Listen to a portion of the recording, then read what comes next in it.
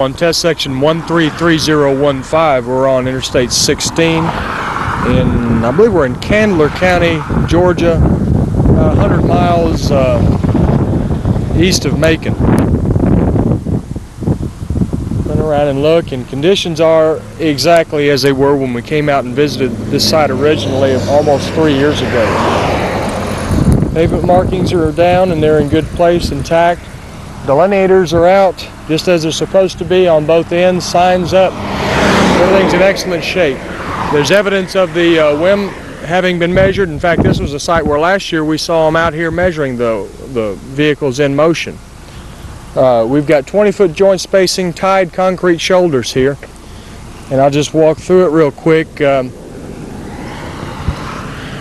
was only one joint where we saw any type of sealant damage whatsoever.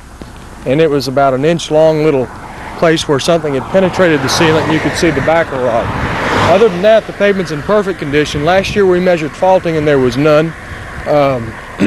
We don't have time today to go through and measure that, but I can assure you there is none. The only other thing that we've seen, and we saw this in a couple of joints, is like right here there's a little spall at the joint just outside the outside wheel path. And where this is happening, it's very shallow, as you can see. What's occurred though is that's just where the tining probably bit down a little bit too far into the concrete and it broke out right there. That's something that is immeasurable on the ride though, I would think. I doubt if the profilometer sensors are even picking that up. Here's another spot at a joint just 2 joints down 40 feet away where the same thing has happened in the same location relative to the edge. Talking with the Georgia DOT, Mr. Wouter Gulden, the other day in the office, we had talked about SPS4, kind of explaining some of the changes which have occurred there and try to see what we can do here. And he indicated interest in pursuing perhaps this project. The thing is, there's nothing really wrong with the pavement here. There's no reason to go out and do anything joint sealant wise. The joints are sealed up very well, obviously, and I suspect they are up and down the project.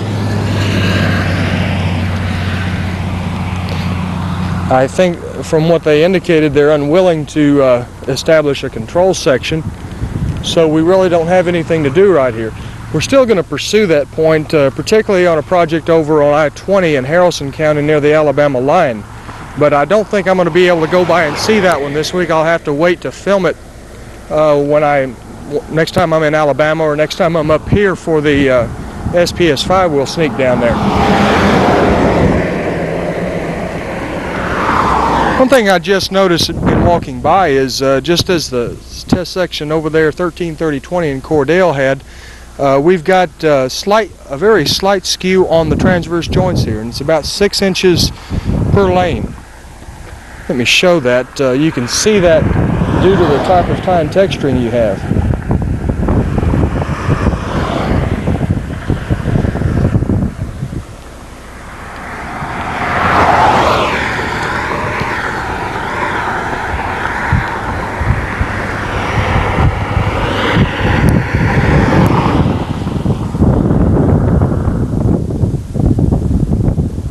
We've got the same situation right here. In fact, it looks like it might be even a little bit less than that. It's so slight that unless you stop and look at it closely, you can't really see it.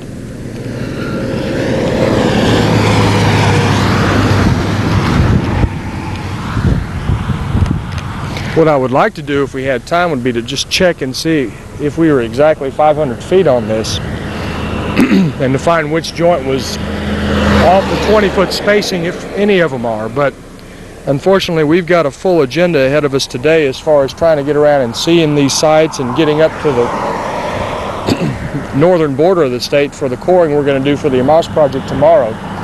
So right now, I'll turn around and face back, and we're going to sign off on this video on test section 133015.